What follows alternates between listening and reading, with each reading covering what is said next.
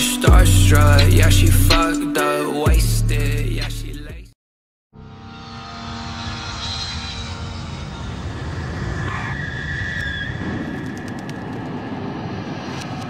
Quand la pression monte, quand les enjeux deviennent vitaux, comment se prennent les décisions au cœur de la machine d'État? En janvier 2013, la France déclare la guerre aux djihadistes qui menacent de conquérir le Mali. Les liaisons dangereuses, le dilemme des otages, la pression des politiques, c'est cette histoire racontée de l'intérieur par les hommes et les femmes de l'ombre que vous allez découvrir tout de suite dans Cellule de crise.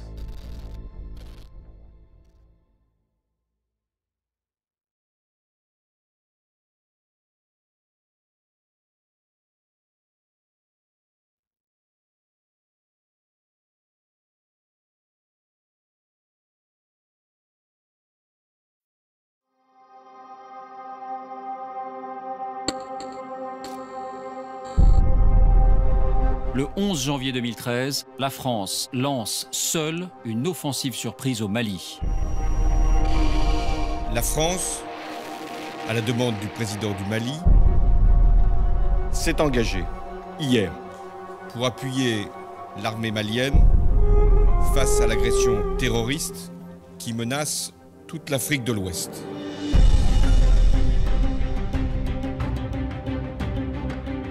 Quand la France entre en guerre, quand une décision engage la vie de milliers de soldats contre un ennemi lointain, comment la machine d'État se met-elle en ordre de bataille? Le président a décidé qu'on allait y aller. Et il veut y aller vite, et il veut y aller fort. La justification de cette intervention, c'est la menace terroriste. Tout le pays risque de basculer aux mains des djihadistes. Au cœur des cellules de crise, nous allons vous raconter la diplomatie secrète. Nous n'avions pas besoin d'une intervention au sol. Les pressions des politiques sur les militaires. Les plus belles idées parisiennes se heurteront toujours à la réalité du terrain. Et le terrain, là, c'était le sable. Les liaisons dangereuses de l'armée française sur le terrain. Toutes les bonnes volontés pour lutter contre les groupes armés terroristes sont les bienvenues. Les combats extrêmes face à un ennemi prêt à tout. Mais il y avait aussi des enfants soldats. Là, c'était un choc psychologique. La France a-t-elle rempli ses objectifs? Détruire les djihadistes dans leur sanctuaire, restaurer l'intégrité du Mali. Cellule de crise, Mali, les secrets d'une guerre contre le terrorisme.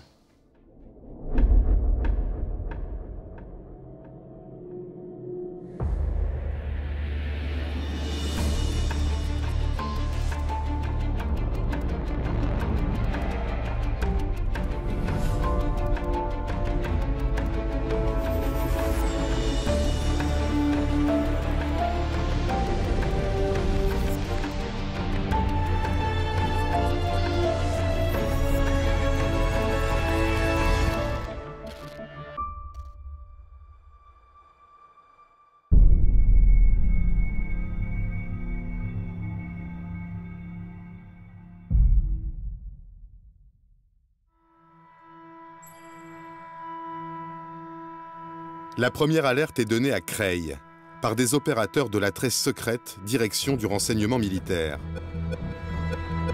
Sur leurs écrans, des balises localisent les téléphones satellites de chefs djihadistes au Mali, à 5000 km de là.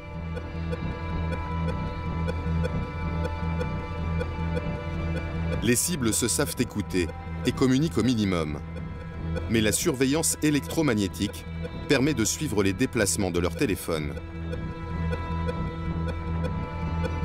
Les renseignements français surveillent la montée en puissance des principaux leaders de 3 groupes terroristes, Ansar Dine, Aqmi et le Moudjahou. Ils sont membres d'Al-Qaïda, indépendantistes touaregs ou anciens combattants de Kadhafi. Ils vivent du trafic de drogue et des prises d'otages. Depuis début 2012, ils occupent la moitié nord du pays et imposent la charia.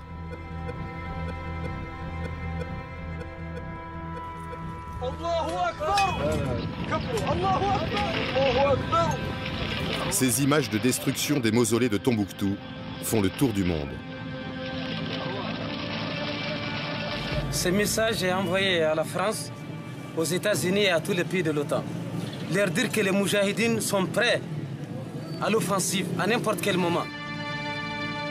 Pour la première fois, ces groupes jusque-là autonomes sont en train de s'allier. Ils sont estimés à plus de 1500 combattants.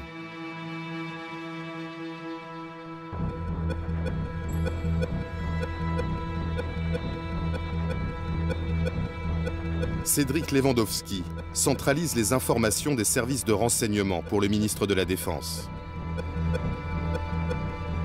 Tout un faisceau de présomptions nous permettent d'être tous les jours un peu plus convaincus qu'il se passe quelque chose et que ces mouvements-là, qui n'étaient pas censés dialoguer les uns avec les autres, sont en réalité en train de planifier quelque chose.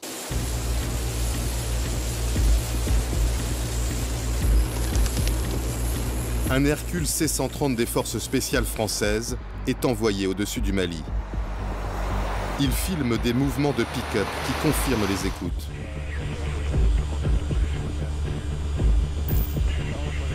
Des combattants djihadistes convergent vers le sud, menaçant la capitale, Bamako.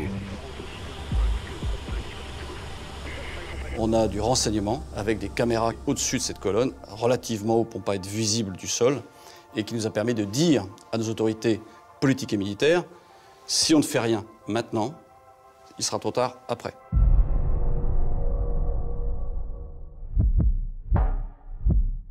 Le lendemain, les craintes se concrétisent. 70 pick-up djihadistes s'apprêtent à foncer sur le village de Konna. Pour la première fois, ils franchissent la frontière virtuelle entre le nord qu'ils occupent et le sud du pays.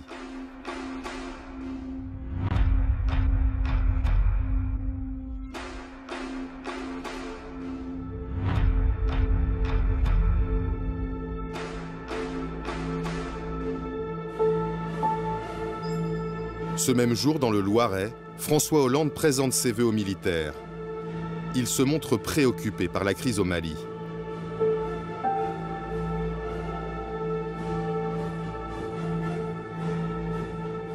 Le terrorisme, cette forme de barbarie qui a déclaré la guerre à toutes les civilisations, a pris racine dans le Sahel et dans le nord du Mali.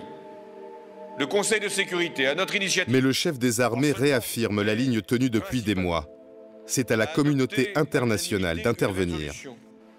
La France, avec l'Union européenne, participera à la formation des forces armées. À la fois celle du Mali et celle des Africains. Officiellement, la France n'interviendra pas à la place des Africains.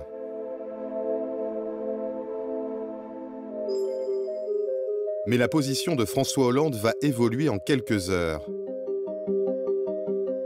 De retour à l'Élysée, il reçoit plusieurs coups de fil des autorités maliennes. Laurent Fabius est témoin d'une de ces conversations. J'ai le souvenir d'un coup de fil du président Traoré qui dit ceci. Monsieur le Président de la République, la France est le seul pays qui dispose de forces capables de nous défendre. Et donc je vous demande d'intervenir parce que non seulement je serai mort, mais les terroristes auront pris le contrôle du Mali. Hélène Le Gall est à la tête de la cellule Afrique de l'Élysée. Depuis des mois, le président prépare avec les chefs d'État de la région une force africaine, mais il faut du temps. Ce qui va se passer sur le terrain, le regroupement de tous ces djihadistes, en fait, va précipiter les choses et va obliger à une intervention beaucoup plus rapide, beaucoup plus robuste. Et ça, seul un pays comme la France pouvait le faire. Dans le plus grand secret, l'Élysée commence à négocier les conditions d'une intervention militaire. Pour qu'elle soit légale, François Hollande demande une invitation écrite des Maliens. Une première lettre arrive à l'Élysée, par télégramme diplomatique crypté. Mais elle ne convient pas. Cette lettre du président malien Traoré, la voici, elle ne fait pas référence à l'ONU. Oui, et c'est un problème parce que la France veut absolument intervenir dans le cadre de la légalité internationale. Et pour ça, elle a besoin que les Maliens adressent aussi leur appel à l'aide à l'ONU.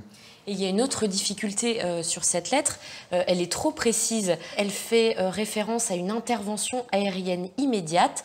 Or, le 9 janvier, la France est convaincue qu'elle devra intervenir au sol parce qu'elle pense que l'armée malienne en pleine débâcle n'est pas capable de faire face à l'avancée des pick-up djihadistes. Et donc cette lettre limiterait la marge de manœuvre de l'armée française. Cette lettre demandait une intervention militaire rapide, une intervention aérienne. C'est précisé, une intervention aérienne. Nous n'avions pas besoin d'une intervention au sol, parce que l'armée malienne était quand même prête à poursuivre les terroristes au sol.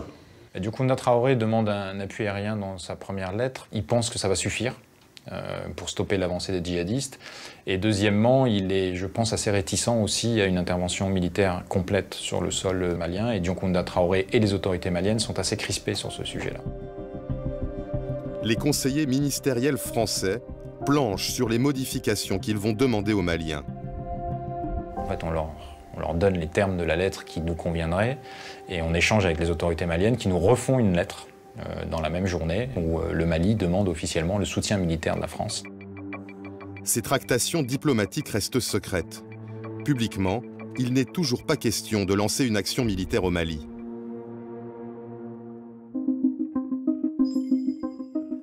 Pourtant, ce même jour, à l'hôtel de Brienne, le ministère de la Défense est convaincu que la France doit intervenir de toute urgence. Ce jour-là, nous savons que le chef du Mudjao, l'un des 3 mouvements, annonce à ses troupes « Préparez-vous mes frères, nous allons attaquer ».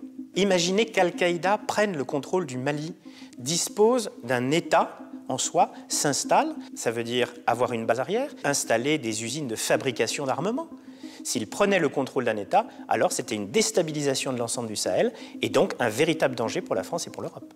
La France redoute la création au Sahel d'un sanctuaire terroriste, d'un Sahélistan, à l'image de ce qui s'est passé quelques années plus tard en Irak ou en Syrie avec le groupe État islamique. C'est l'enjeu central. Mais est-ce qu'il y a d'autres intérêts pour Paris à intervenir, politique ou économique? Alors la France n'a pas vraiment d'intérêt au Mali. Elle ne participe pas à l'extraction de l'or malien, qui est la principale ressource du pays. Et ailleurs? En revanche, oui, elle en a au Niger voisin, juste à côté du Mali, car le Niger fournit 30% de l'uranium consommé par les centrales nucléaires françaises. C'est vital. C'est absolument stratégique de protéger ses approvisionnements de la menace terroriste. Dans le village de Konna, des combats opposent les djihadistes à l'armée malienne depuis la veille. La centaine de soldats maliens ne tient plus que la préfecture et 2 checkpoints. Le commandant Abbas Dembélé est à leur tête. En face de nous, les véhicules qui débarquaient des djihadistes, qui tentaient de monter à l'assaut sur nos différentes positions. Le checkpoint sur l'axe de Tombouctou avait été détruit. Le checkpoint principal qui avait pu tenir et qui repoussait même l'ennemi risquait de prendre l'attaque dans son dos pour ne pas laisser les hommes à la boucherie. J'ai évalué un peu le risque. J'ai dit stop. Il fallait se replier sur notre ligne en arrière et réorganiser ses forces. Après 2 jours de combat, les soldats maliens se replient. Les djihadistes prennent possession du village de Konna. Ils filment leur entrée victorieuse dans la ville.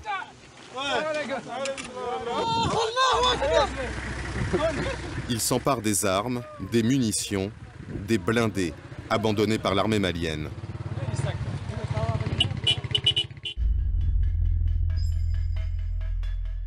À Paris, au ministère de la Défense, les informations sur la débâcle de Konna remontent en temps réel. La France n'est pas encore en guerre. Pourtant, le patron des forces spéciales donne l'ordre à ses hommes installés au Burkina Faso de partir pour Mopti Sévaré, une grande ville proche de Konna. On a envoyé des reconnaissances, parce qu'on ne s'engage jamais sans reconnaissance, sans renseignement. Quelques 20 à 30 bonhommes sur l'aéroport de Mopti Sévaré, avec de quoi se défendre et de quoi tenir quelques jours. Qui tient l'aéroport, tient la ville. Les forces spéciales aménagent leur poste de commandement à l'intérieur de ce bâtiment.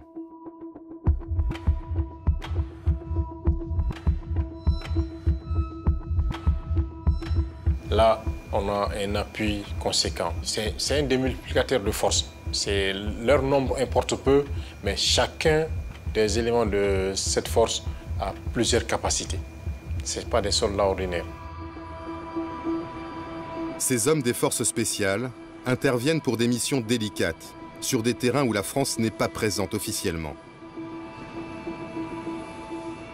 Ils opèrent discrètement depuis 4 ans, dans la région du Sahel. Sur place, ils s'appuient sur le responsable de l'aéroport. Ils sont venus, ils me disent, bon, ne courez pas des journalistes, pas d'autres personnes. Nous, c'est toi seul qu'on reconnaît à l'aéroport. N'importe quelle personne qui doit rentrer doit passer par toi et tu nous informes. La nuit tombée, des renforts continuent d'arriver. Une centaine d'hommes qui ne passent pas inaperçus. Officiellement, la France n'est pas en guerre. Des journalistes pourraient poser des questions. À Bamako, l'ambassadeur de France anticipe les fuites. Dans l'urgence, je sollicite de Paris des éléments de langage. Qu'est-ce qu'on doit dire aux médias qui vont, à la population, qui vont bien s'apercevoir qu'un avion militaire français s'est posé sur le sol malien et d'un commun accord avec les Maliens, on dit voilà, reprise de la coopération. Dans la nuit, l'Élysée obtient un ultime feu vert. Le Conseil de sécurité des Nations Unies appelle à aider l'armée malienne. La France a un cadre légal, des forces sur place. Elle peut intervenir.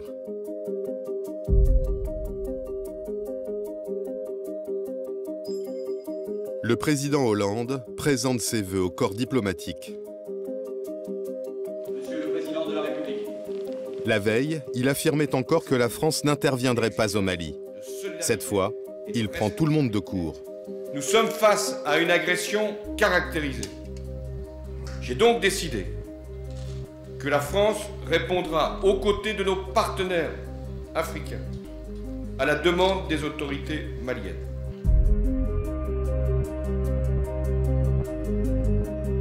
François Hollande convoque à l'Élysée les chefs militaires, les patrons des services, des conseillers et ses principaux ministres. D'autres avoir des chèques.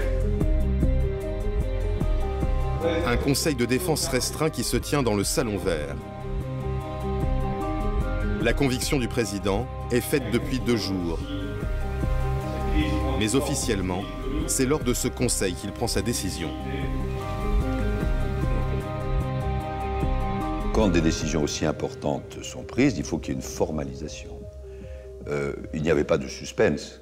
La décision devait être prise.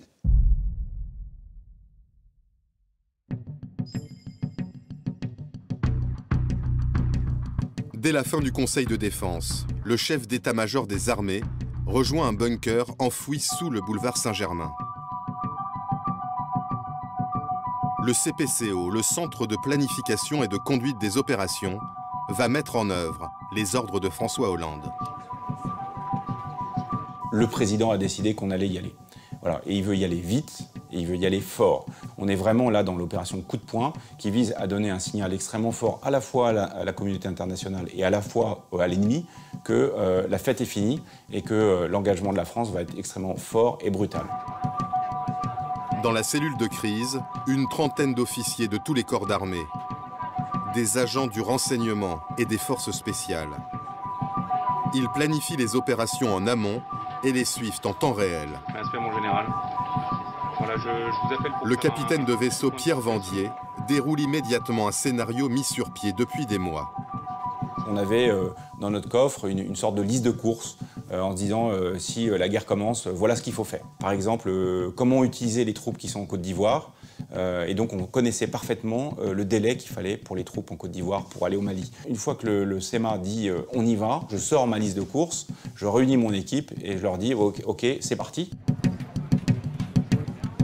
La cellule de crise mobilise les bases françaises d'Afrique de l'Ouest.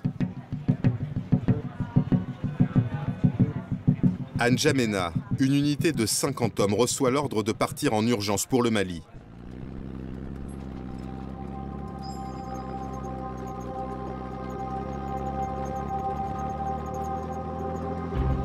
Le colonel Paul dirige le détachement.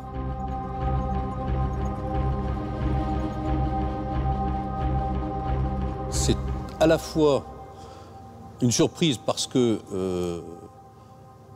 on ne s'attendait pas à intervenir sur le Mali. Le président avait dit qu'il ne comptait pas déployer des forces au Mali.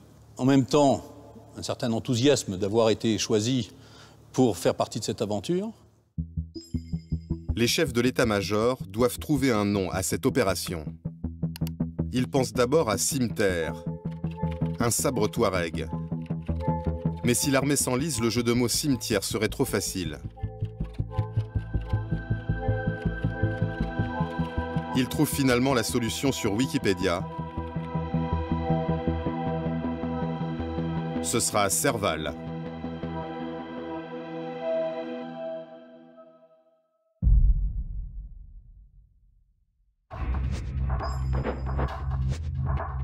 Les forces spéciales sont pour l'instant les seules en mesure de mener les combats.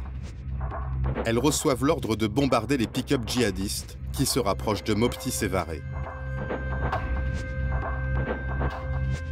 À ce moment-là, le moyen le plus efficace et le plus rapide, c'est d'utiliser les hélicoptères de combat, en l'occurrence des gazelles qui étaient celles que nous avions sur place, équipées d'un côté d'une mitrailleuse et de l'autre côté de missiles anti-chars, qui sont allés en vol, je vais dire, au contact de cette colonne de djihadistes.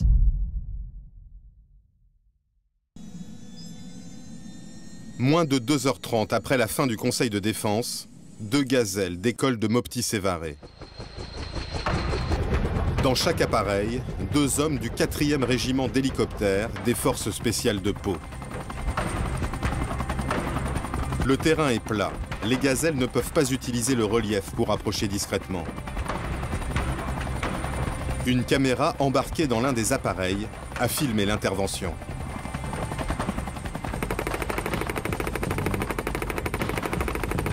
La gazelle ouvre le feu sur une cible au sol.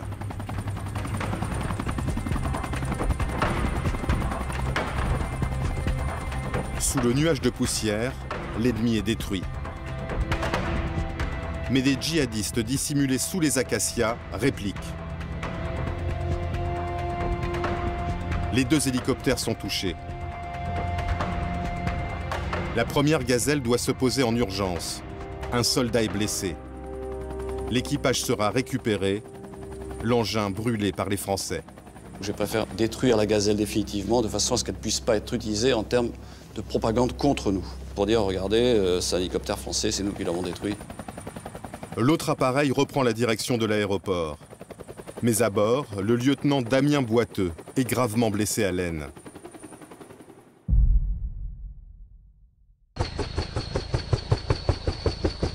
Le soldat a perdu énormément de sang quand la gazelle atterrit à Mopti Sévaré.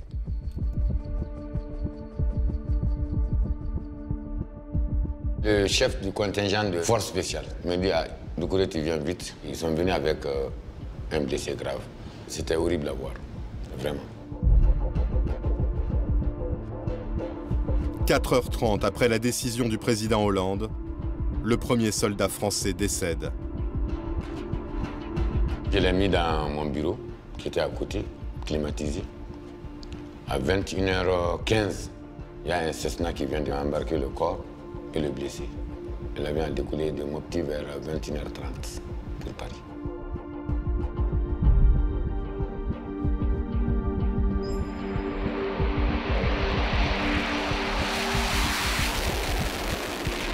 Après les hélicoptères, des Mirage 2000 de l'armée de l'air entrent en action.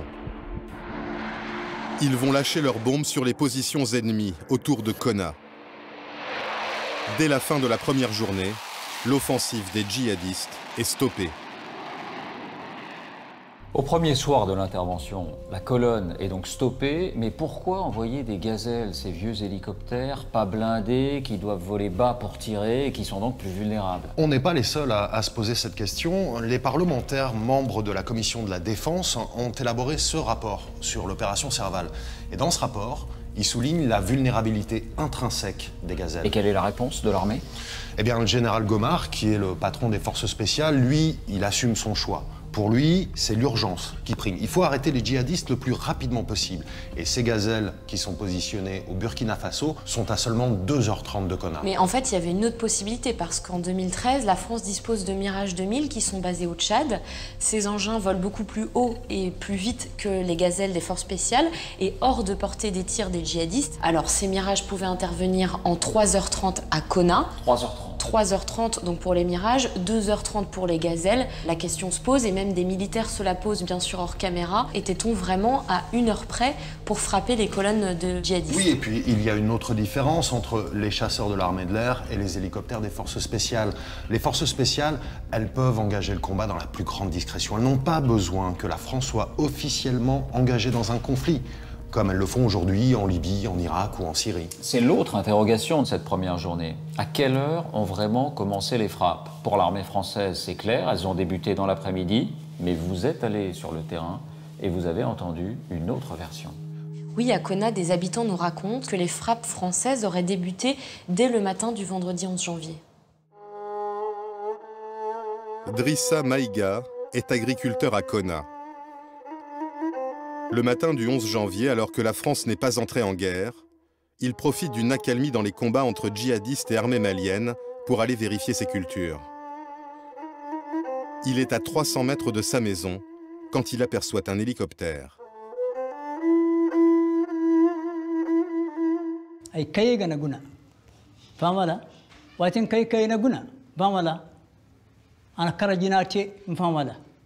ana kara hinkanto te famala kul yamma kayega na guna nti bora kana chabana de mujahidune kango arrondissement ora ina tire fo. Drissa Maïga retourne vers sa maison et constate qu'elle a été touchée, dit-il, par des tirs d'hélicoptères français. watini ana yeko ne ko fare ay kubi kayekat ay ke ka kasana kan aga lani mfamala aminata bu adama bu zainabu bu aliyu bortaci ayni kurgari kan dogori mana banyuti dogori ku dogori ndribu ay go jiri way gunda heram famala mali madu ande panda ay karanta mbarane mali madu ande panda ngare he ay go jiri way gunda hera fam donc wala boy hunde ho ay zaru bero kan go yana ngata adama kinawi. Sur place, d'autres témoins racontent des frappes de l'armée française dès le matin du vendredi 11 janvier.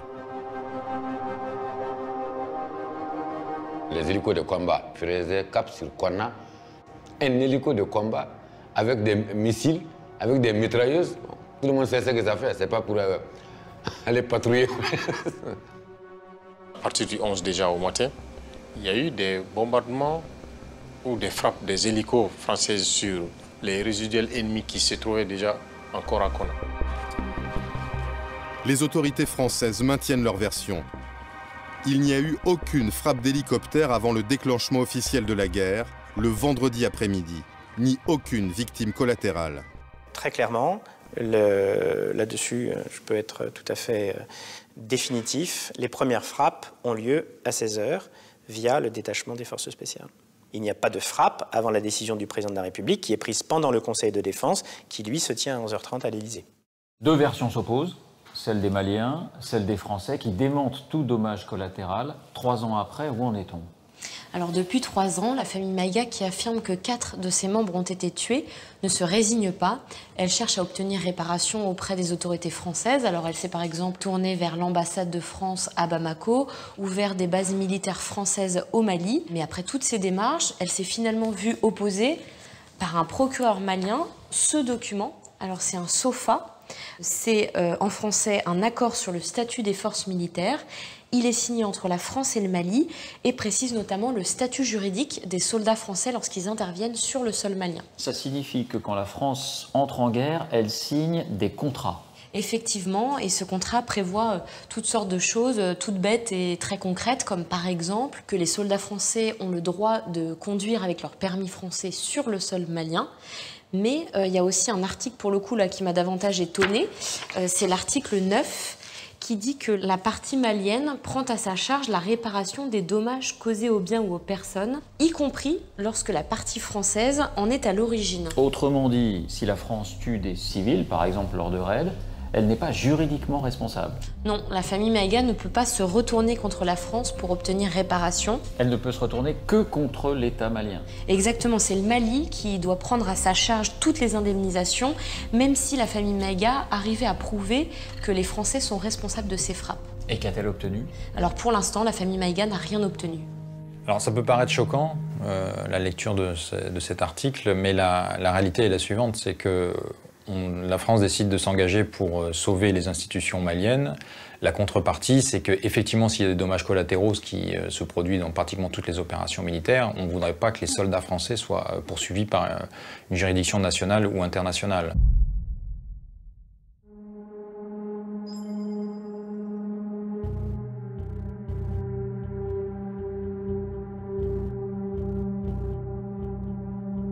Jean-Yves Le Drian n'a pas fermé l'œil de la nuit. Dans quelques heures, il doit faire devant la presse un bilan des opérations au Mali. Le ministre doit gagner l'adhésion des Français à cette guerre. Au moment où je vous parle, nous poursuivons les variantes. Ok. Donc je décline tout ça pour penser que ça n'avait pas les emmerder. Bon. Entouré de ses principaux conseillers, il passe en revue les éléments de langage, pèse chaque mot. L'Union européenne est mobilisée, c'est un peu gonflé de ma part, mais... Non. Non, ah non, puisqu'il y a un conseil affaires étrangères. Il y a le conseil affaires étrangères jeudi. Il va prendre des décisions. Oui, exact. Je vous rappelle que la donne a changé. Ouais. Voilà, c'est ça. L'agression caractérisée des... Les enjeux de communication sont absolument fondamentaux parce que l'opinion doit comprendre et adhérer à l'opération qui est en cours. C'est absolument fondamental pour la réussite même de l'opération. Donc oui, nous devons être extrêmement précis et d'expliquer ce qui est en train de se placer, c'est vrai, pour un pays, dans un pays qui est malgré tout relativement lointain dans le quotidien de chacun d'entre nous. À 65 ans, ce fidèle du président Hollande est spécialiste depuis toujours des questions de défense.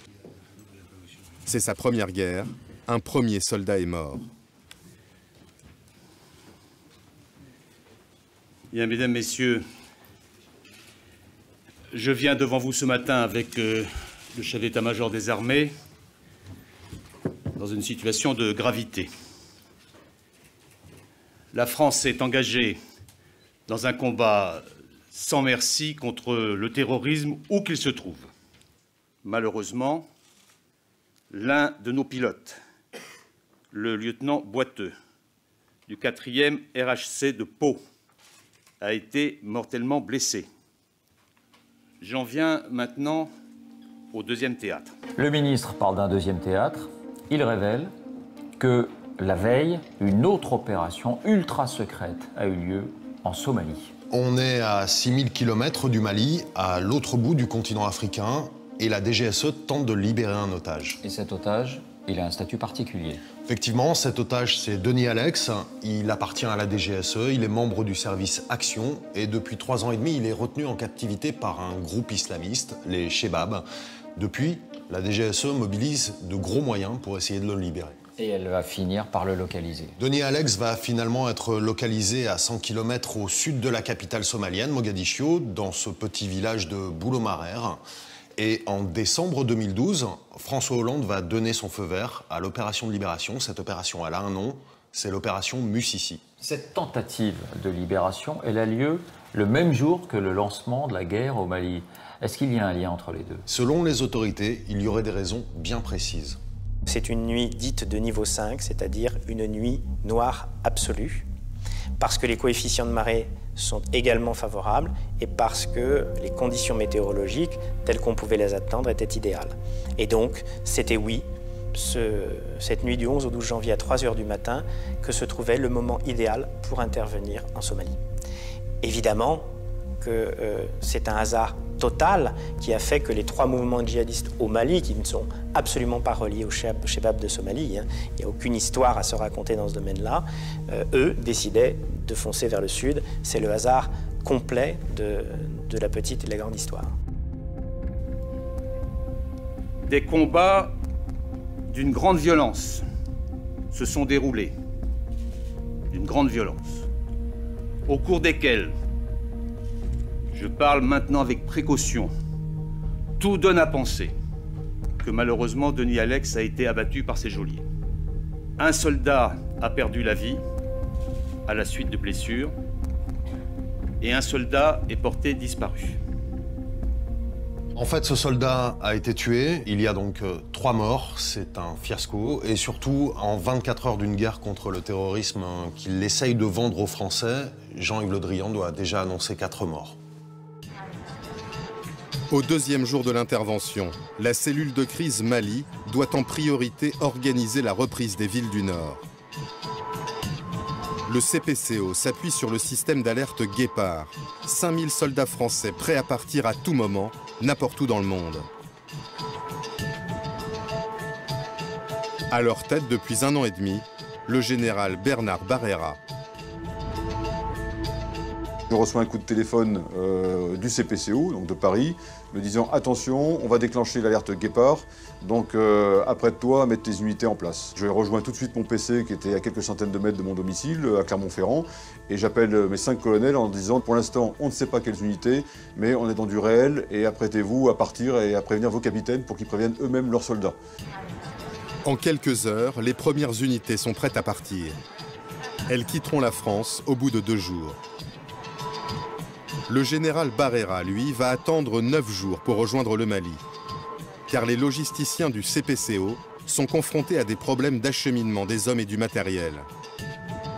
L'armée manque d'avions de transport. À l'hôtel de Brienne, le ministre en personne prend son téléphone pour en trouver. Il fait le tour des Alliés, dont les Américains. On nous proposait de louer des heures de vol. Un coup de téléphone, disons viril, mais correct, entre Jean-Yves Le Drian et Leon Panetta, le ministre de la Défense américain à l'époque, a permis de débloquer la situation en quelques minutes. Le ministre explique à son homologue que les Russes, eux, proposent de prêter gracieusement leurs avions. Et les avions américains nous ont été prêtés et non pas loués. Derrière cette anecdote des avions prêtés bon gré, mal gré par nos alliés américains, il y a une réalité, la France n'a pas tous les moyens de ses ambitions. Oui, en fait, pour des raisons budgétaires, la France a choisi de ne pas avoir de gros avions de transport. Donc du coup, elle ne peut pas vraiment se projeter seule sur un théâtre de guerre. Et pourtant, il va falloir envoyer beaucoup de monde et de matériel. En fait, entre le début de l'intervention, le 11 janvier, et la fin du mois de février, la France va envoyer sur place environ 6000 personnes et un peu plus de 10 000 tonnes de fret par avion. Sur ce total, en fait, 95% de ce fret va être envoyé dans des avions étrangers. Il y a les avions des Alliés, bien sûr, les Canadiens, les Américains qui participent à l'opération, mais surtout, majoritairement, il y a des vols qu'on loue à des compagnies russes et ukrainiennes. Avec quelle facture? En fait, ça va correspondre à peu près plus de 60 millions d'euros. En gros, ça représente 350 000 euros par vol.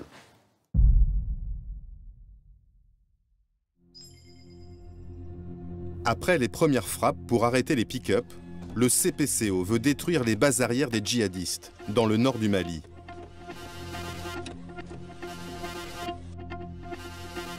Grâce à 3 ans de surveillance et de renseignement, il a identifié 60 cibles prioritaires. Ces objectifs sont transmis au colonel Damien. Il commande le premier escadron de Rafale envoyé au Mali. Ce sont des postes de commandement des groupes terroristes dans la région de la boucle du Niger, au centre du Mali. Et ce sont des dépôts logistiques, des dépôts de carburant, des dépôts de munitions. Et ce sont également des camps d'entraînement des groupes terroristes.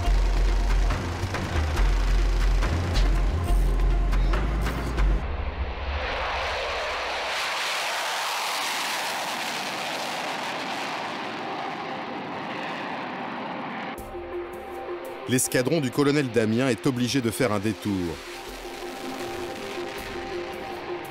car les premiers jours de l'intervention, l'Algérie refuse d'ouvrir son espace aérien à la France.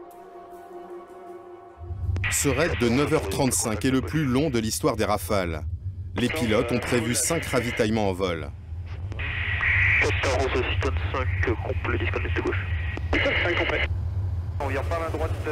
En milieu d'après-midi, ils larguent leurs 24 bombes sur la région de Gao. Combien de temps encore? 7 secondes.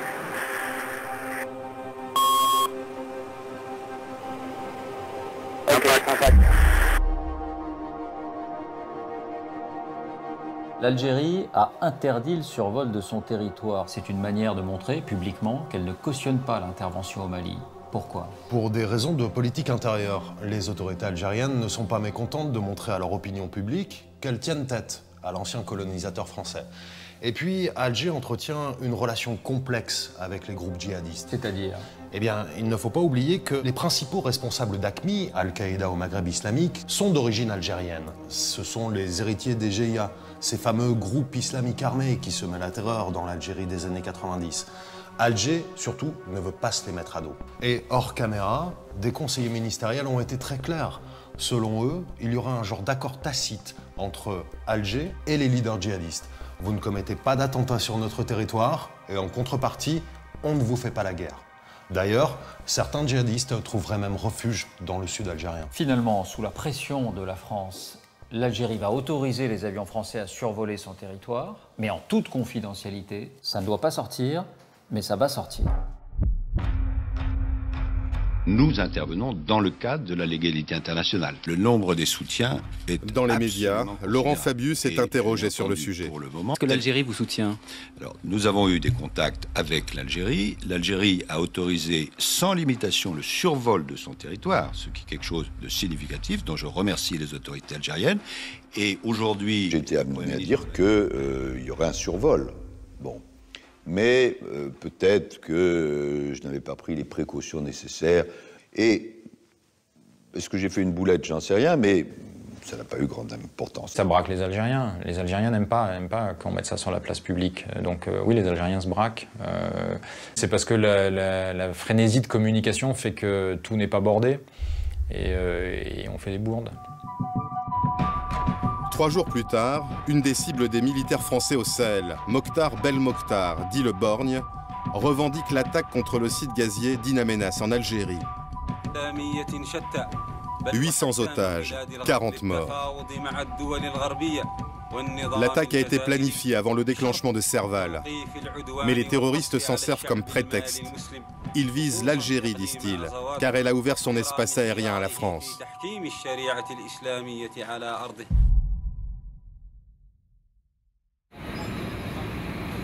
Le colonel Paul et 900 hommes, les premiers arrivés sur le terrain, sont toujours cantonnés à l'aéroport. Ils attendent encore du matériel et des munitions. Seule une compagnie de 140 soldats fait route vers le nord pour prendre le relais des forces spéciales. Elles n'ont pas cessé d'avancer. Leur mission, empêcher les djihadistes de gagner du terrain.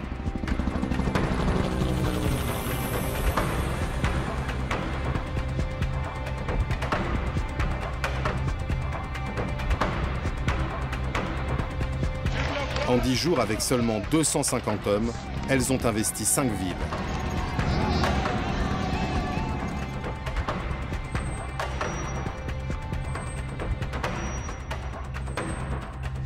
C'est quand même une drôle de guerre. Si on a bien compris, au 10e jour de l'intervention, seules les forces spéciales mènent les combats, 250 hommes, pas plus. Oui, ça peut paraître incroyable, mais il faut dire que les forces spéciales sont particulièrement adaptées à ce genre de conflit, dans lequel l'ennemi est très mobile, il fuit, et surtout, elles ont une supériorité technologique. C'est-à-dire? Alors vous allez le voir sur cette vidéo tournée par l'armée, qu'on a fait décrypter par un ancien de ses soldats d'élite. C'est la vidéo d'une opération. Exactement. On aperçoit des commandos au sol. Ils sont en train de s'approcher d'un buisson. Dans ce buisson, 2 silhouettes blanches, ce sont des djihadistes. Mais comme les forces spéciales ont des jumelles de vision nocturne, elles peuvent voir sans être vues. Et donc elles peuvent s'approcher au plus près. Tout près de l'ennemi. Et surtout, ces commandos au sol ne sont pas seuls. Au-dessus d'eux, il y a un hélicoptère de combat. Et d'ailleurs, c'est lui qui fait ces images. Et au-dessus encore, il y a un avion d'observation qui, lui, ne participe pas au combat, mais fournit des renseignements au commando et à l'hélicoptère. Donc c'est un dispositif à 3 étages. On appelle ça une opération combinée. Et voilà ce que l'avion d'observation va filmer. Des tirs de roquettes de l'ennemi qui frôlent de peu l'hélicoptère Tigre. Les djihadistes fuient, là on en voit 2. Et c'est l'hélicoptère qui va les prendre en chasse. Voilà, l'hélicoptère, là, les prend en chasse, frappe et les élimine. Et ces forces spéciales n'ont pas fini de jouer les premiers rôles. Et non, car l'état-major va confier à ces forces spéciales la prochaine étape stratégique de cette guerre.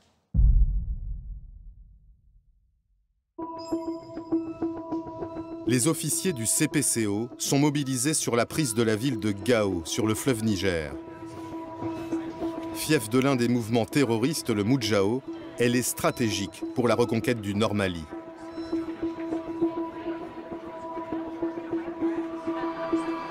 Dans notre idée, c'est partir de ces Mopti, aller prendre Gao, puisqu'il y a un pont, le seul pont en dur qui traverse le Niger, et puis de remonter vers la frontière au nord du Mali pour empêcher les djihadistes de s'enfuir vers l'extérieur, vers le Niger, vers l'Algérie, etc.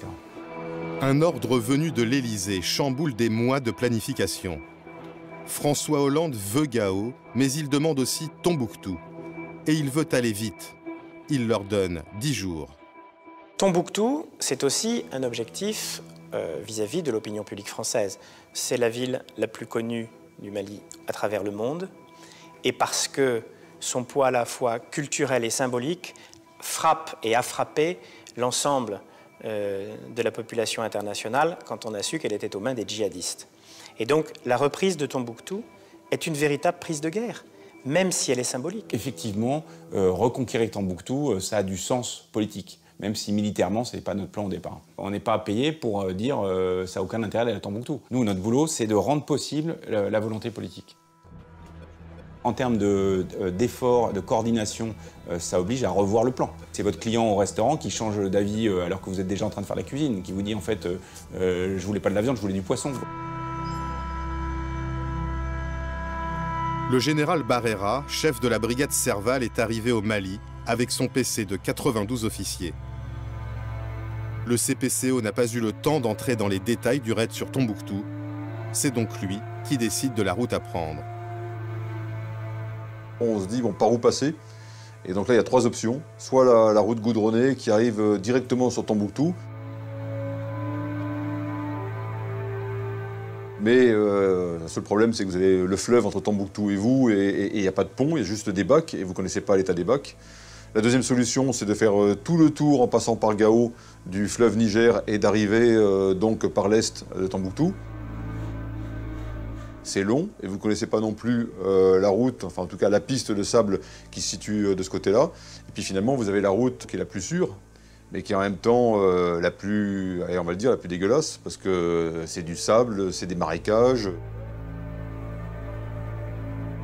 Et c'est aussi la route qu'a pris Joffre au siècle dernier pour prendre Tombouctou. Donc historiquement, je me dis, si les anciens sont passés par là, c'est aussi parce que c'était certainement la meilleure route à prendre.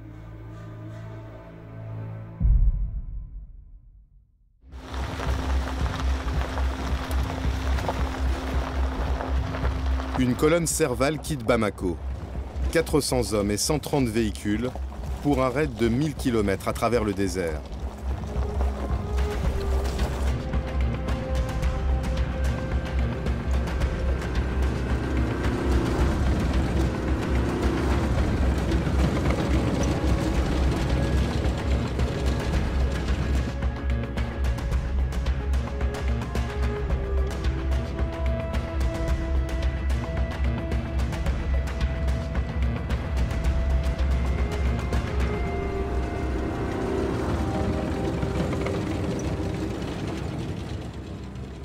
Les hommes du colonel Paul ont 4 jours pour atteindre Tombouctou.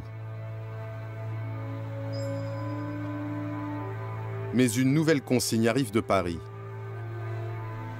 Le président leur donne 2 jours. Il faut encore accélérer. Le président suit les opérations chaque jour pour voir où en sont les différents déplacements, les avancées de l'armée française sur le terrain. Et donc, il insiste à chaque rencontre avec les responsables militaires ou du ministère de la Défense pour aller vite.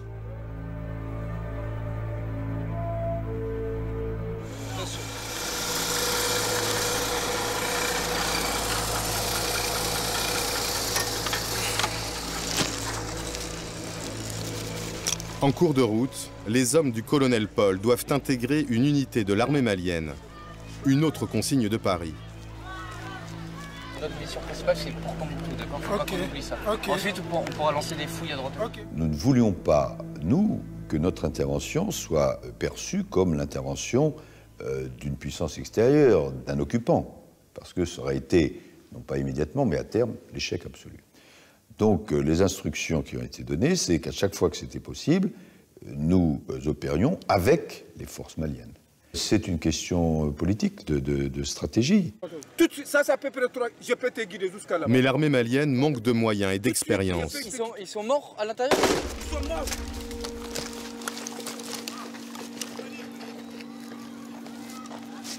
Un soldat malien s'est malencontreusement tiré une balle dans le pied en retirant son arme. Putain. Il faut que tu dises à tes hommes de faire attention à ça. Même tout de suite, j'ai parlé de ça. Enlevez-la, s'il te plaît. Enlevez-la, s'il te plaît.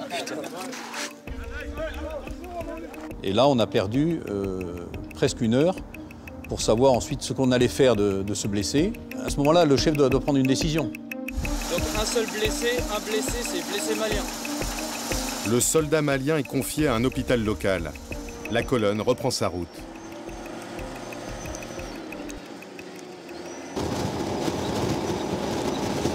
Hey, faudrait qu'ils ralentissent, on n'est plus en liaison avec les autres là. À Paris, l'état-major suit la progression de la colonne grâce aux drones. À l'arrière, les véhicules logistiques les plus lourds s'enlisent. L'Élysée s'impatiente. J'aurais été ravi d'ailleurs que les penseurs stratégiques de certains cercles parisiens soient venus m'encourager de leurs conseils. J'aurais été ravi qu'ils viennent aussi avec moi pour comprendre que le terrain commande. Le terrain commande. Les plus belles idées parisiennes se heurteront toujours à la réalité du terrain, et le terrain, là, c'était le sable. L'objectif présidentiel de prendre simultanément Gao et Tombouctou le lendemain est hors d'atteinte.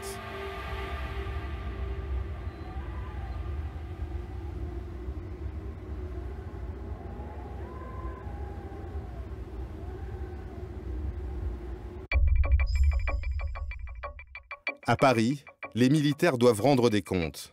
3 fois par jour, ils sont convoqués avec des conseillers et des diplomates dans le bureau du directeur de cabinet Cédric Lewandowski. Peu habitués à ce que les politiques interviennent autant dans la conduite de la guerre, certains le surnomment ironiquement le général Lewandowski. Je le prends comme un hommage et je suis très fier. Je ne me prends pas pour un chef de guerre. Je suis le directeur de cabinet civil et militaire du ministre de la Défense, en charge de faire en sorte que le ministre de la Défense soit toujours extrêmement précis et extrêmement juste pour aider à la décision du président de la République.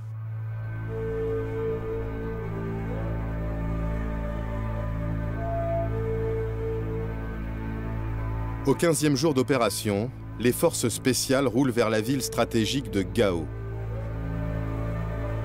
150 hommes très mobiles qui ont parcouru 400 km en 2 nuits.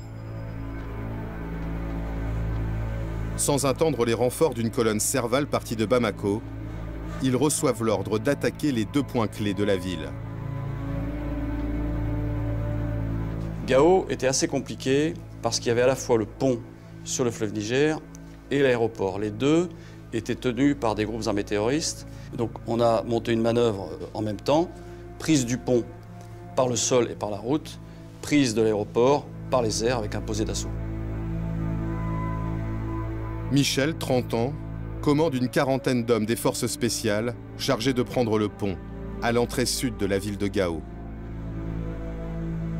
Si jamais le pont est détruit, ou alors si le pont reste aux mains des djihadistes, il va falloir monter une manœuvre extrêmement coûteuse en temps pour franchir le Niger, en sachant qu'il n'y a pas de pont sur plusieurs centaines de kilomètres, que ça va donc grandement complexifier l'opération Serval, et surtout que ça va laisser le temps aux djihadistes de préparer une manœuvre défensive à base d'embuscades, de mines et d'engins explosifs improvisés.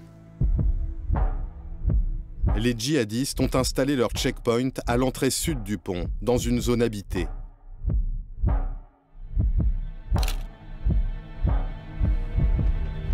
Pour les Français, des frappes aériennes au milieu de la population seraient trop risquées. Peu nombreuses, les forces spéciales comptent sur l'effet de surprise. Par drone, elles repèrent une butte de terre à l'extérieur de la ville.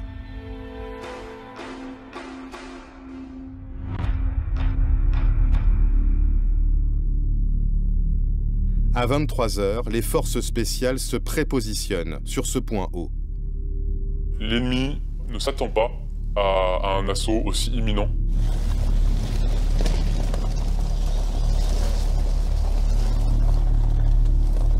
On les voit arriver et se déployer devant nous. On est au maximum de nos capacités de vision. Le groupe d'assaut est en ligne. L'ennemi se comporte donc comme si nous n'étions pas là. Les djihadistes ont prévu de tendre une embuscade à l'endroit même où sont postées les forces spéciales. Lorsqu'ils arrivent à 5 mètres, les premiers échanges de tirs ont lieu. Il est 23 h 30. En moins de 2 minutes, on a neutralisé l'essentiel du groupe. Quelques minutes après, une très forte déflagration et un éclair devant nous nous surprend. Cette explosion, c'est le véhicule qui était au bord de la route, qui était en fait un véhicule piégé, destiné à nous arrêter pour faciliter l'embuscade ennemie. Les djihadistes installés sur le checkpoint entendent l'explosion. Certains fuient vers Gao en empruntant le pont, d'autres se cachent.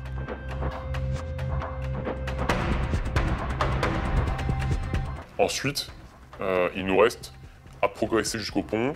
Il y a 1,5 km, et dans ce 1,5 km, il y a les éléments qui se sont réfugiés dans la multitude de maisons de cette zone périurbaine. Et donc là, la progression est plus compliquée parce qu'on n'a pas affaire à une position ennemie identifiée. On a des tirs sporadiques, on est harcelé, et donc on doit progresser de manière très méthodique. À 1 h du matin, l'unité du commandant Michel s'empare du pont. Cette même nuit, malgré des véhicules qui obstruent la piste, un avion des forces spéciales se pose sur l'aéroport. Sans même couper ses moteurs, il débarque un commando et repart aussitôt. L'aéroport est pris sans résistance. En tant que patron des forces spéciales, je n'ai pas voulu rentrer dans la ville. Pourquoi? Parce qu'on rentrait dans une autre forme de combat et qui n'était pas le mien. Moi, j'étais en mesure de prendre rapidement le pont et l'aéroport et ensuite d'attendre que des forces, j'allais dire, plus conventionnelles et plus lourdement équipées puissent venir pour tenir le terrain. Sur le front de Tombouctou, à la date imposée par Paris, les véhicules de tête du colonel Paul sont encore à 200 km de la ville. Le convoi s'étend sur une centaine de kilomètres. Le retard s'accentue. Les véhicules sensables et les véhicules logistiques qui sont extrêmement lourds sensables 2 fois plus. Dans la journée du 26, ma colonne logistique a fait 800 mètres en 11 heures. On a décidé de couper la colonne en deux et de dire à ce moment-là, il y aura une colonne qui partira, qui foncera encore plus vite sur Tombouctou pour arriver le 27, puisqu'on n'y arrivera pas le 26. Et le convoi logistique, lui, servira, ensuite arrivera en deuxième échelon, arrivera même si c'est 24 heures après. Les Rafales assurent la couverture aérienne des forces françaises qui marchent vers Tombouctou.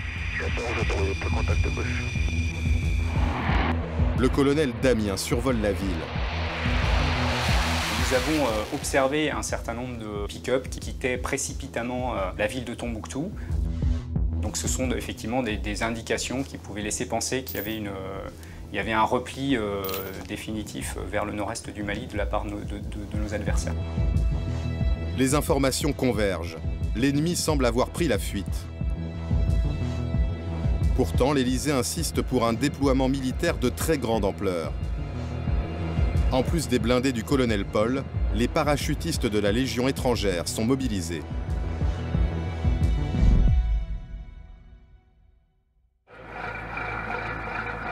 Le 27 janvier à 23 h, les blindés du colonel Paul s'apprêtent à prendre l'aéroport de Tombouctou. Oui, ça semble bien.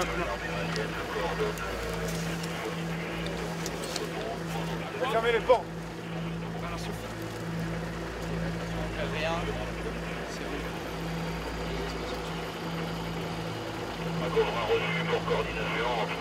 Au même moment, 246 parachutistes sautent sur la ville. L'un des 2 drones dont dispose l'armée au début de cette guerre a été réquisitionné spécialement pour filmer l'opération. Ces images seront distribuées aux chaînes de télévision.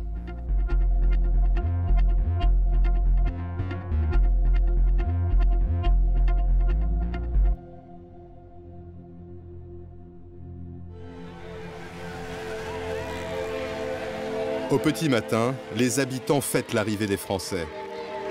Tombouctou est tombé sans un coup de feu. Au 18e jour de l'intervention, les soldats de l'armée conventionnelle n'ont toujours pas affronté l'ennemi.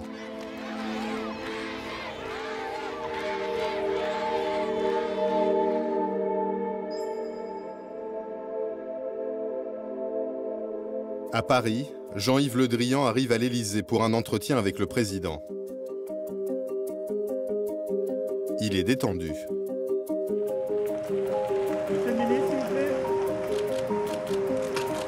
La ville de Tombouctou est tombée, on a fait des parachutages cette nuit et les forces françaises et maliennes tiennent Tombouctou. Et vous venez lui annoncer? Je lui ai déjà prévenu ce matin, cette nuit. Bon, bah, tu féliciteras aussi les militaires, hein, donc... ouais. Non, oui, je trouve. La manœuvre a été bonne. Malgré les... Oui. Euphorique, François Hollande veut se rendre à Tombouctou dans les 48 heures. Son cabinet lui demande 5 jours pour organiser le voyage en toute sécurité.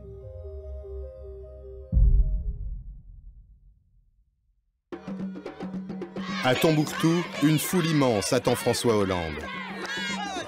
Le colonel Paul est en charge du dispositif de sécurité sur l'aéroport.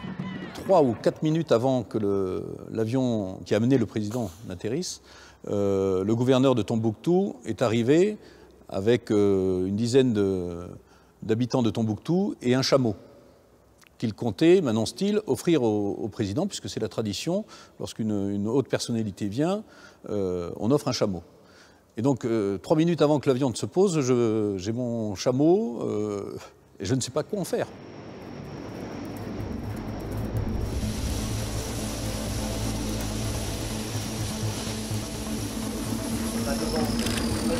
Aux côtés de François Hollande, le président malien Traoré, suivi des ministres Jean-Yves Le Drian et Laurent Fabius.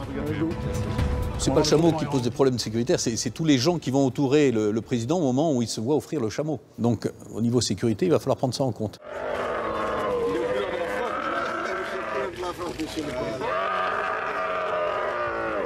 Je l'utiliserai autant que je pourrai comme moyen de transport, mais je me souviendrai longtemps. Le président a fait savoir qu'il souhaite s'entretenir avec les chefs militaires du terrain, mais en privé. Il s'agit d'organiser une mini-cellule de crise, mais à laquelle on ne peut pas associer le président malien.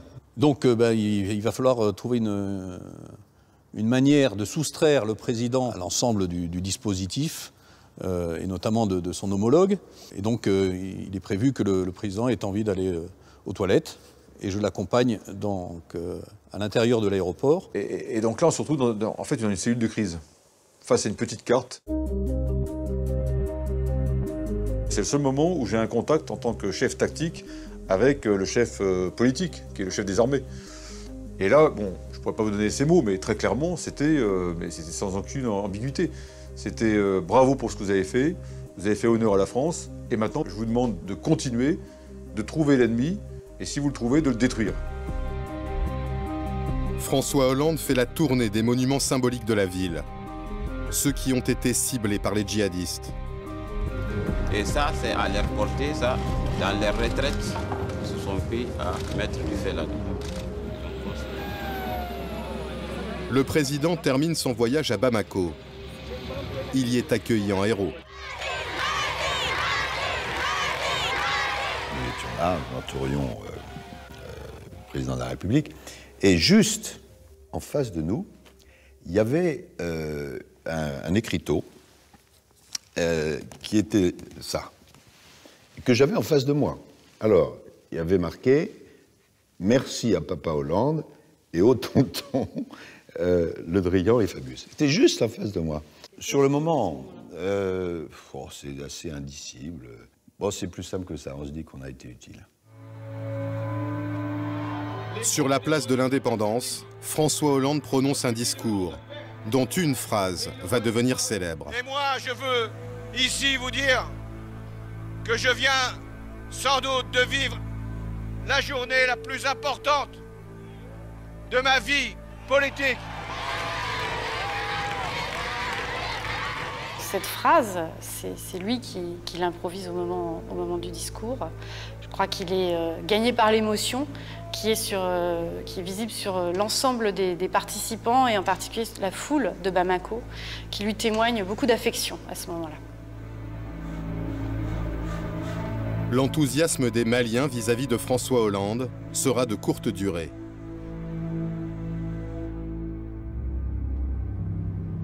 La question des Touaregs, ces tribus berbères qui vivent au nord du Mali, va semer la discorde. Pendant qu'on célèbre la reprise des grandes villes, les forces spéciales continuent d'avancer. Elles sont alors à Kidal, à près de 1000 km au nord-est de Tombouctou. Oui, cette ville, Kidal, c'est le bastion des Touaregs. C'est la capitale de ce qu'ils appellent l'Azawad. L'Azawad, c'est un territoire plus grand que la France et dont ils réclament l'indépendance.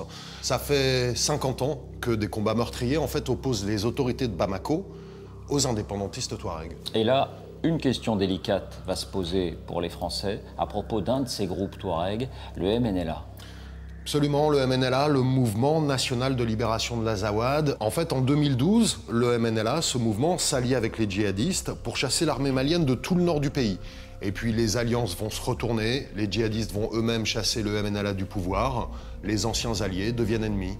Et lorsque Serval débute, le MNLA propose d'aider les Français. Mais c'est un mouvement sulfureux. Oui, ils ont été proches des djihadistes, ils recrutent des enfants soldats selon l'ONU, mais la France va accepter l'aide proposée par le MNLA, sans le dire officiellement à ce moment-là, au titre d'un vieux dicton, « Les ennemis de mes ennemis sont mes amis ». Le MNLA propose d'aider les Français, mais il pose une condition. L'armée malienne ne doit pas entrer dans Kidal. Les Français doivent venir seuls. À l'ambassade à Bamako, Christian Rouillet est catégorique. Il ne faut pas se compromettre avec les rebelles Touaregs. Pour nous, la principale menace est AQMI et la mouvance djihadiste. Mais pour les Maliens, c'est le MNLA qui est la première menace. Pourquoi? Parce que c'est le MNLA qui a lancé l'offensive et c'est le MNLA qui conteste l'unité du Mali. Donc c'est ce que j'essaye d'expliquer à Paris en disant « Attention, il faut éviter de se compromettre avec le MNLA ». Mais le Quai d'Orsay passe outre les recommandations de l'ambassadeur. Les choses ne peuvent pas toujours être d'une limpidité absolue. Bon, ce qui est les mouvements terroristes, nous refusons de travailler avec eux. Mais il y a des personnes qui sont dans une situation un peu intermédiaire, et là, le rôle de nos services, c'est d'essayer de les amener du bon côté. Quelques semaines après la reprise de Kidal, l'ambassadeur Christian Rouillet, qui s'est publiquement opposé à la collaboration avec les rebelles Touaregs, sera démis de ses fonctions.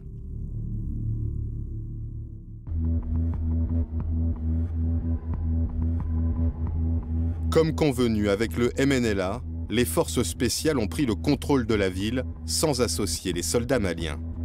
L'armée malienne n'a pas réellement pris possession de Kidal comme ailleurs.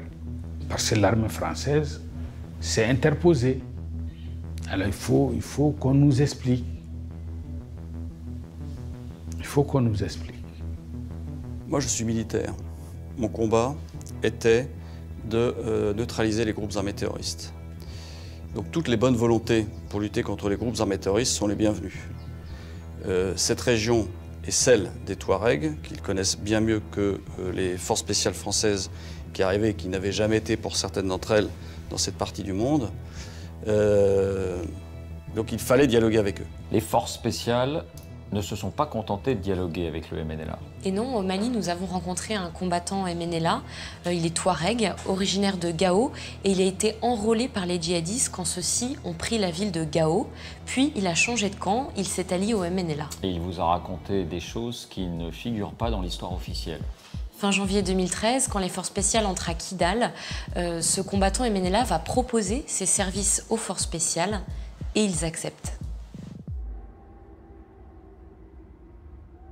On a collaboré avec les Français, on a partagé la ville ensemble. Moi, je suis un guide.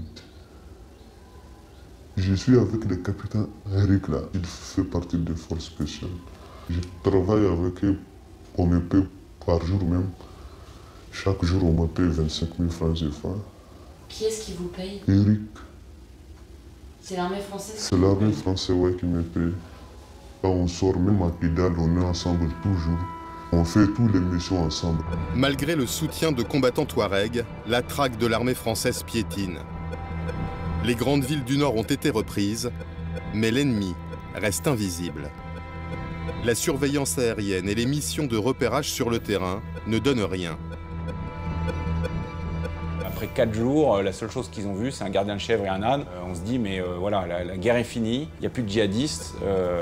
Où est-ce qu'ils sont partis? Ils sont tous évaporés. Le temps qu'on a consacré à Tombouctou, c'est celui qu'on a perdu dans cette course. On a arrêté de courir derrière les bandits, du coup ils sont échappés. Donc il y a un peu cette frustration. Est-ce qu'on va réussir non seulement à libérer le pays, mais aussi à détruire l'ennemi? Et pour détruire l'ennemi, il faut le trouver. Et donc nous nous trouvons dans ce qu'on appelle, nous les militaires, le brouillard de la guerre. Le général Barrera envoie les parachutistes de la Légion étrangère quadriller le nord de l'Adrar des Iforas.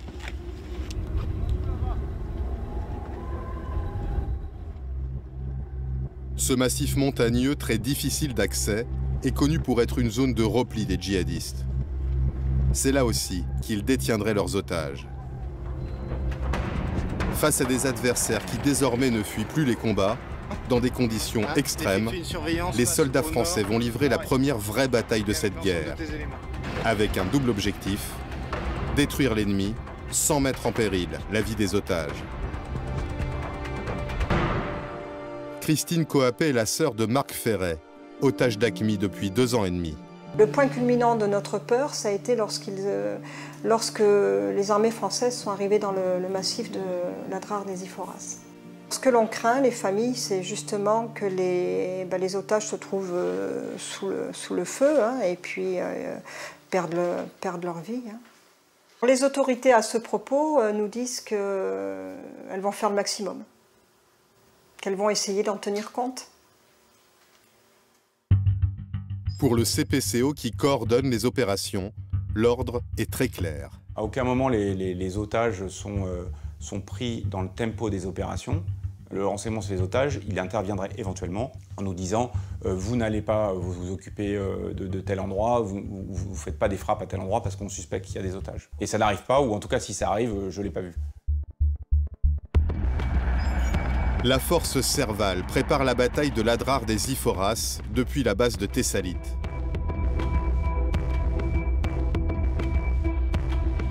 Le général Barrera est convaincu que l'ennemi se dissimule dans l'Amététaï, la seule vallée du massif où l'eau est facilement accessible.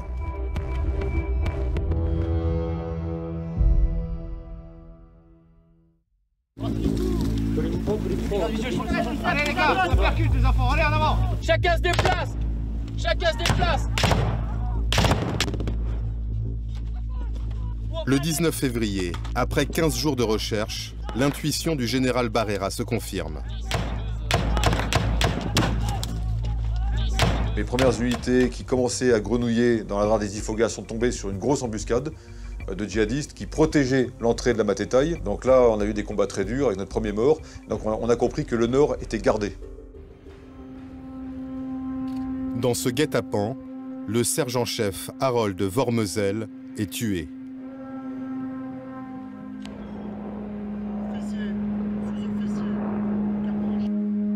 C'est le deuxième mort de Serval, mais l'ennemi est localisé.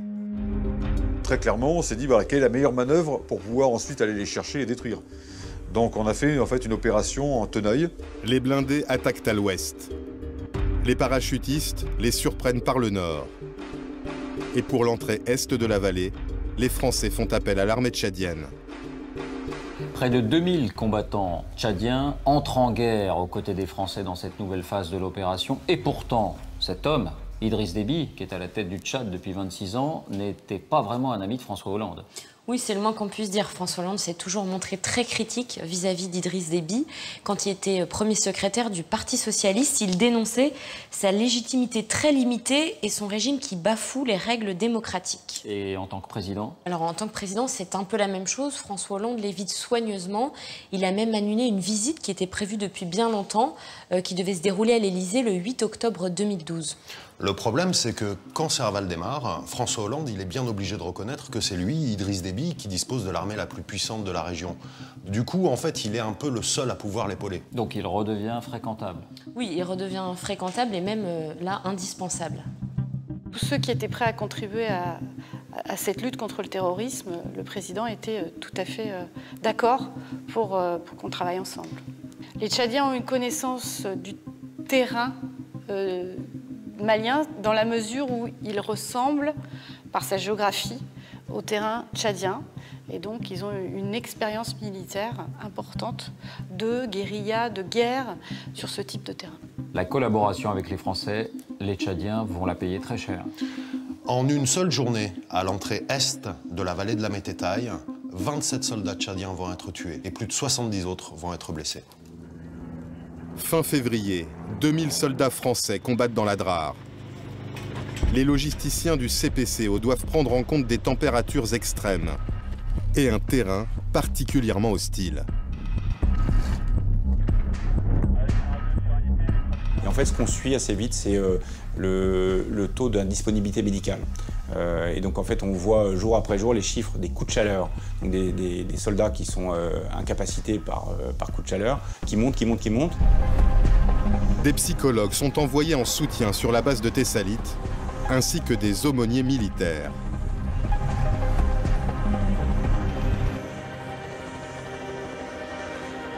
Jean-Jacques Danel est prêtre. C'est sa 3e opération extérieure. Je peux dire que je n'ai jamais senti autant de demandes de la part des militaires qu'en arrivant là-bas. Et même chez certains, c'était de l'ordre de l'attente. Enfin, vous arrivez, Padre. L'aumônier recueille les confidences de soldats qui, pour la première fois, voient leur ennemi de près.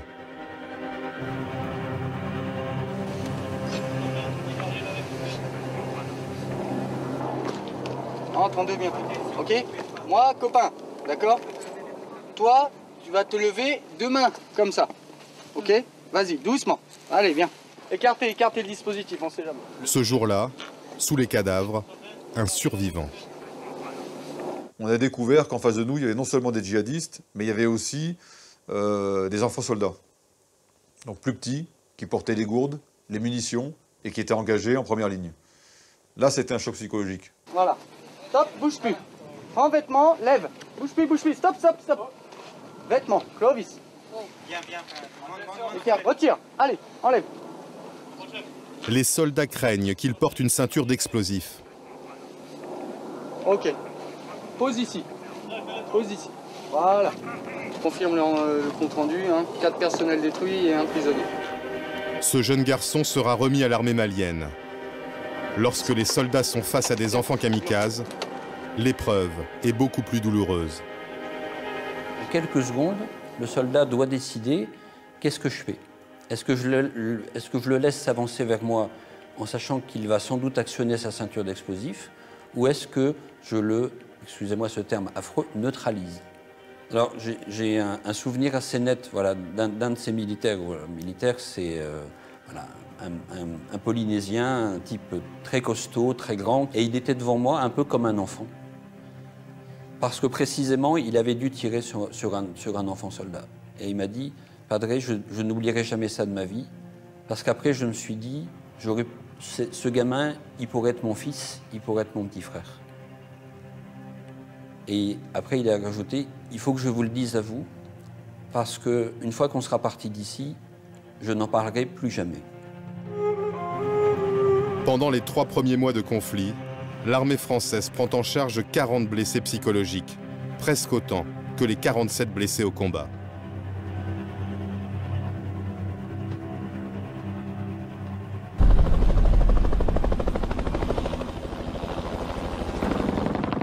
Il y a un tireur à gauche, c'est sûr. La force Serval fait face à une résistance déterminée de l'adversaire. Au nord de la vallée de l'Amététaï, 130 parachutistes sont ralentis par une dizaine de djihadistes retranchés sur un piton rocheux.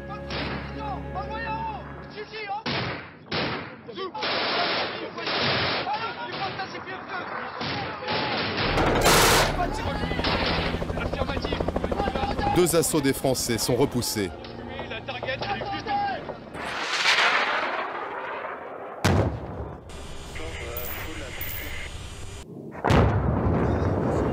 Malgré des tirs d'hélicoptères, 12 missiles et 2 bombes de 250 kg, l'adversaire résiste. Le caporal-chef, Cédric Charenton, 26 ans, est mortellement touché à la tête.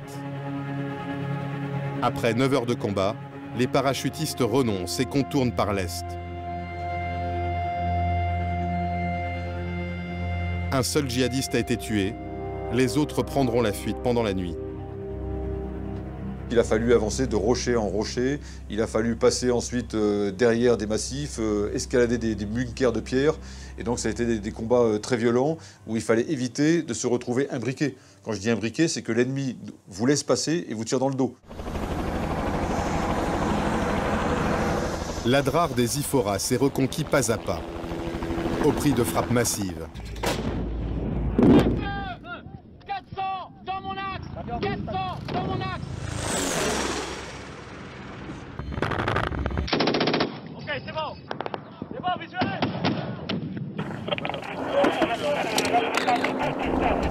Sous cette pluie de feu, des Français. 4 otages, dont Marc Ferret qui se trouve aux mains des combattants d'AQMI. Des balles qui sifflent, des bombes qui vous tombent dessus, des hélicoptères qui vous tirent dessus. Ça tombe de partout, quoi. Donc, tu me descends, tu te déplaces sur la gauche, d'accord?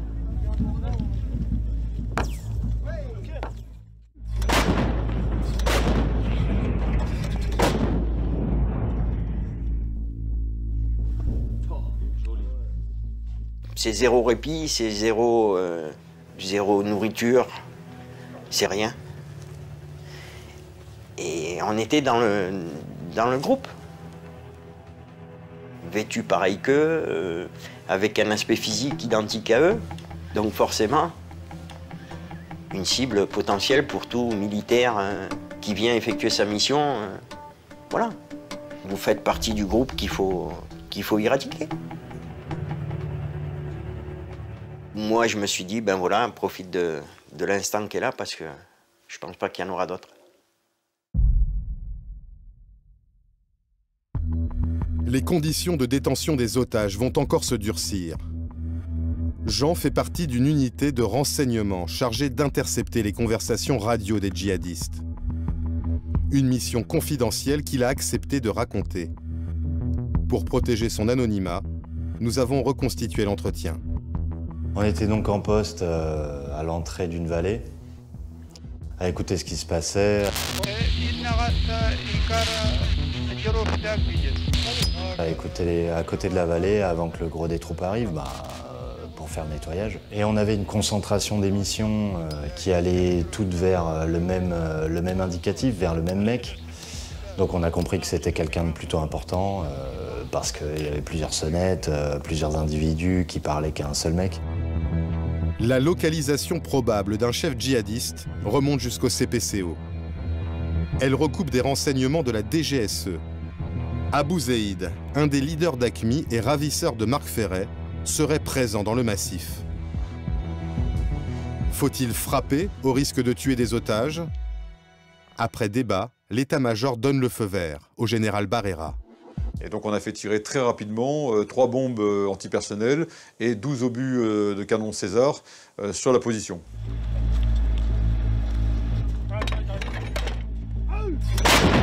Il y a eu une première salve de tirs d'artillerie, si je ne me trompe pas, il y a eu aussi des avions qui sont passés. Et après ça, silence radio. Sur toutes les ondes qu'on avait et les discussions qu'on entendait, c'était silence radio. Et une fois le silence passé, les mecs, ils disaient Abou Zeid, Abou Zeid, Abou Zeid, Abou Zeid. Donc ils l'appelaient par son nom, Abou Zeid. Et là, on a compris que, comme il répondait pas, il y avait de grandes chances que le mec, il soit mal en point, soit il soit mort. Ce 27 février, les Français viennent donc d'éliminer cet homme-là, l'un des leaders djihadistes, l'un de ceux que les anglo-saxons appellent les HTV, les High Target Value. Oui, sauf que les Tchadiens, nos alliés à l'époque, affirment que c'est eux qui ont tué Abou Zeid 5 jours avant les Français. Pour le prouver, ils vont publier cette photo. Donc Abou Zeid a été tué 2 fois. En fait, personne n'a jamais pu confirmer que sur cette photo, c'est bien le leader d'AQMI. Mais la France va faire prélever l'ADN de la victime de la frappe dont parle Jean. Et cet ADN, elle va le faire comparer avec l'ADN de la famille d'Abou Zeid en Algérie. Ils concordent. Mais pourtant, elle va attendre le mois de juillet pour confirmer la mort du leader terroriste. Et même à ce moment-là, elle ne va pas revendiquer en être à l'origine. Et pour quelle raison? Alors sans doute par prudence, parce qu'à l'époque, il y a encore 6 otages français qui sont aux mains des djihadistes.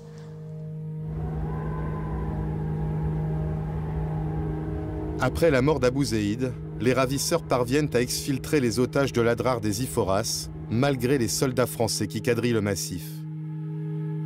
On est sorti le matin, je dirais aux alentours de 8 heures, même pas avant, à découvert, à pied, dans une zone du massif très caillouteuse. Donc des roches, vous êtes pieds nus, vous courez, ça tire, ça. À plusieurs reprises, Marc Ferret a vu passer les soldats de Serval à quelques dizaines de mètres de lui. Il ne sera libéré que 8 mois plus tard, avec 3 autres otages contre rançon, après 1139 jours en captivité.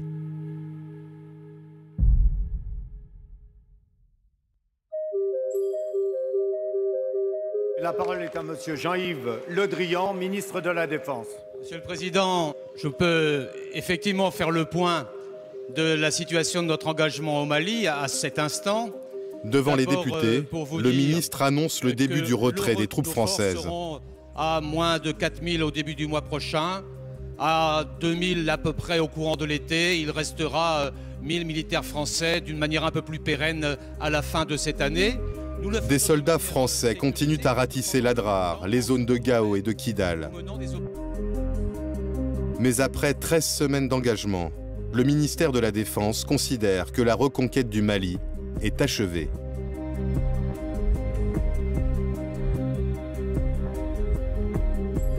Votre sacrifice rappelle à la nation l'âpreté des combats livrés au Nord Mali en particulier. 6 soldats français et 63 soldats maliens sont morts pendant ces 4 premiers mois d'opération. Près de 400 djihadistes auraient été tués, 300 faits prisonniers. Serval se prolongera jusqu'à l'été 2014 et se transformera en opération Barkhane, 3000 soldats français dans 5 pays du Sahel. Depuis, le nord du Mali est toujours instable. Les attentats continuent. Plus de 3 ans après la libération de Tombouctou, les djihadistes n'ont plus la capacité de renverser l'État malien, mais ils gardent une capacité de terreur.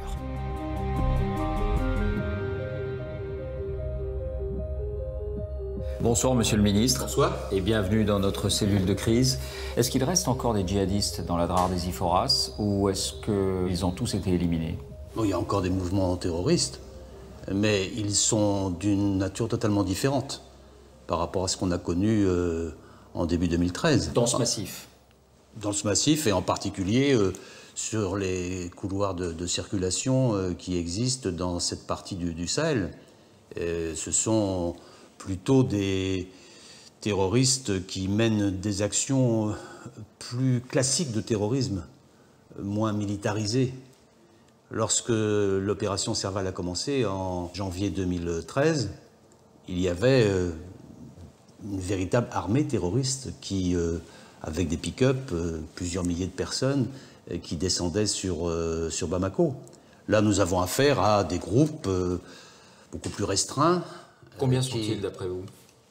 Peut-être quelques centaines au maximum, et qui ont mis en œuvre d'autres techniques qui n'ont rien à voir avec l'ampleur de la menace qui existait auparavant. Mais c'est la raison pour laquelle il y a l'opération Barkhane. Parce que ça ne concerne pas uniquement le Mali, ça concerne toute la zone, ce que j'appelle moi l'autoroute des trafics, au nord Sahel, qui part de la Libye et qui va jusqu'à l'Atlantique. Vous dites on arrivera à les éliminer un jour? Oui.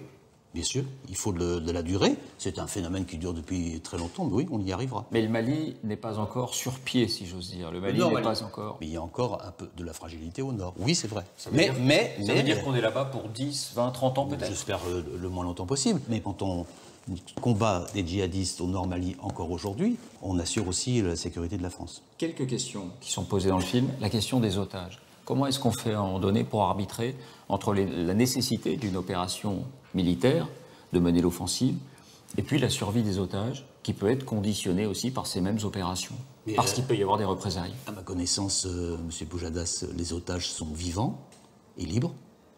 Je suis allé moi-même les accueillir à Niamey. Mais comment allez-vous arbitrer? Ils sont vivants et libres. Est-ce qu'il y a eu un dilemme à un moment donné? Il y a eu des précautions de prise, bien sûr.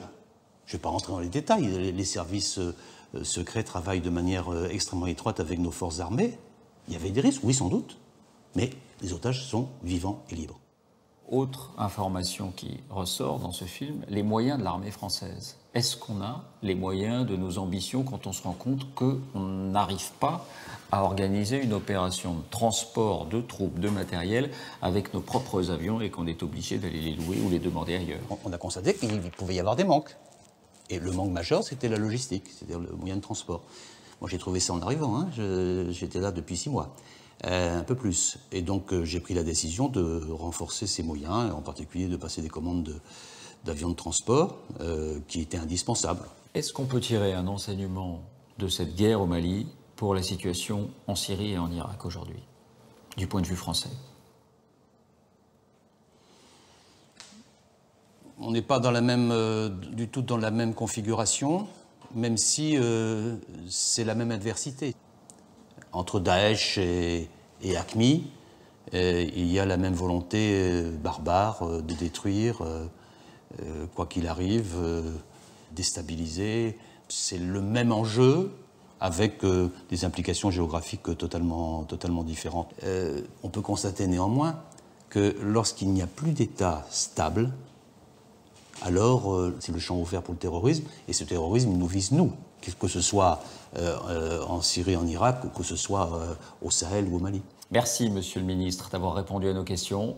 Cellule de crise revient le mois prochain. Nous parlerons des attentats du 13 novembre.